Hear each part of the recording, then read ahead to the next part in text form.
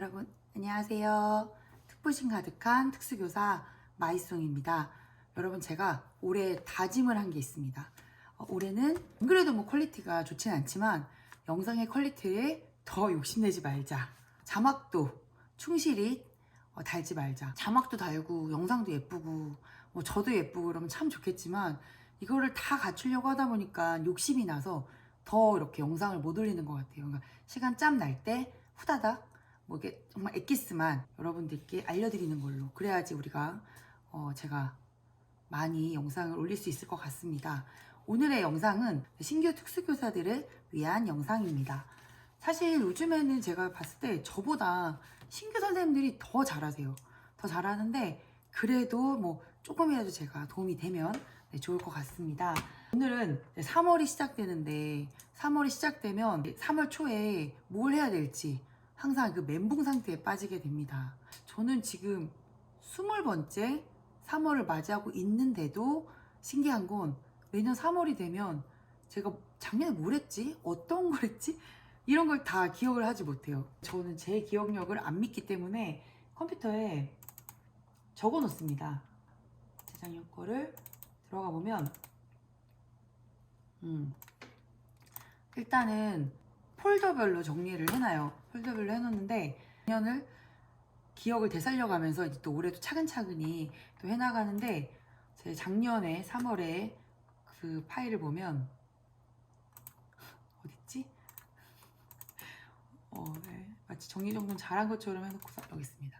3월 초에 할 일, 그래서 이제 이렇게 1주에 할 일, 2주에 해야 할 일 이렇게 적어 놓습니다. 되게 통합학급 적응 기간이라고 해서 특수교육 대상자 학생이 통합학급 원적학급에서 수업을 온전히 받는 그런 기간이 있습니다. 근데 그런 기간 동안에 특수교사들이 노느냐? 절대 아닙니다. 그 기간 동안에 이제 특수교육 대상 학생들 진단평가를 해요. 진단평가는 온전히 교실에 검사자와 아이 단둘이 또 있어야지 되기 때문에 수업을 진행할 수가 없어요. 그리고 진단평가의 시간대가 뭐 잠깐 끝나는 게 아니라 1시간에서 길게는 2시간도 걸리기 때문에 절대 뭐 특수교사는 2주 동안 통합학급이니까 논다 이렇게 생각하시면 안 됩니다. 특수 선생님들도요. 저희 학교 같은 경우에는 신입생인데 특수교육 지도사가 없습니다. 특수교육 지도사가 없이 이제 중증학생이기 때문에 올해 같은 경우에는 진단평가도 하지만 신입생의 특수교육 대상자를 또 제가 케어를 해야 돼요. 그런 거를 공문으로 맨 처음에 작성을 해야 합니다.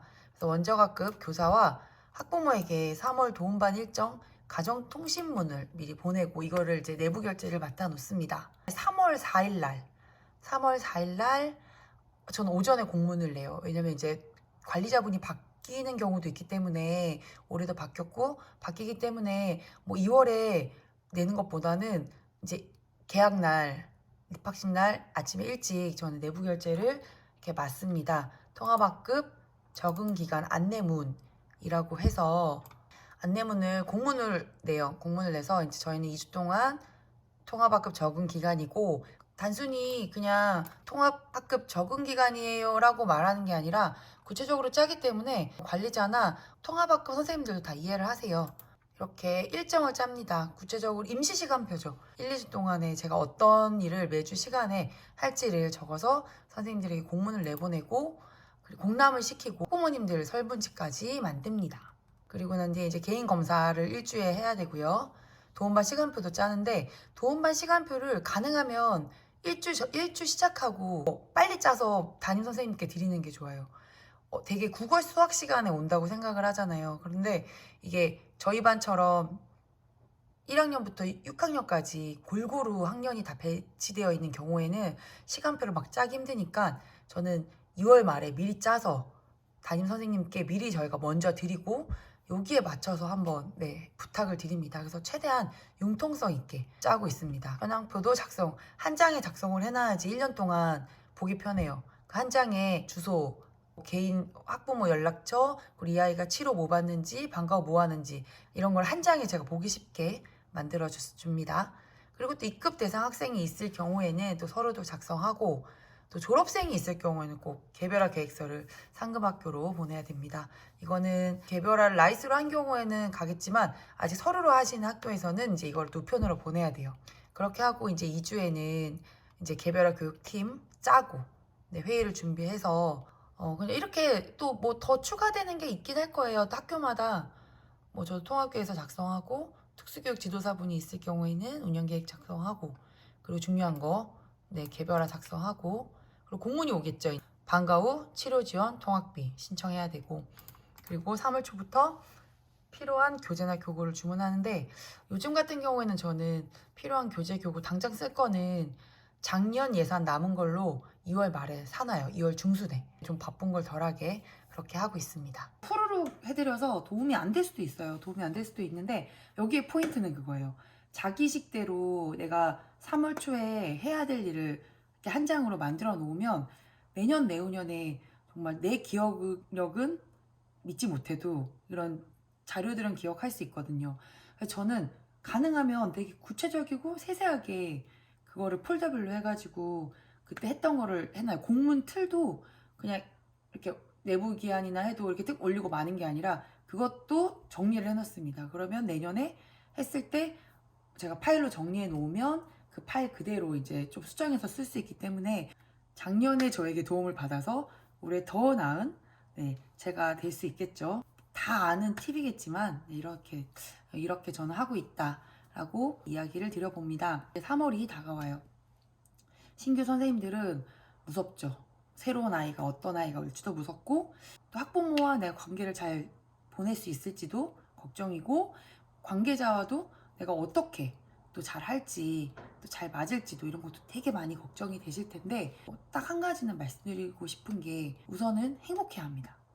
내가 아무리 이게 내가 돈을 받고 내 생계이긴 하지만 내가 행복하지 않으면 제가 가르치고 있는 우리 아이들도 행복하지 않아요. 특수교사 특성상 뭐 특수교사는 정말 많이 참아야 되고 뭔가 되게 어른스러워야 되고 이런 막 고정관념이 있는데 그런 거에 사로잡히지 마시고 정말 내가 힘들면 관리자나 동료 선생님들에게 힘들다고 말하고 그리고 정말 그렇게 도움을 청하셨으면 좋겠습니다. 혼자 끙끙 앓지 않고 저도 그런 적이 많거든요.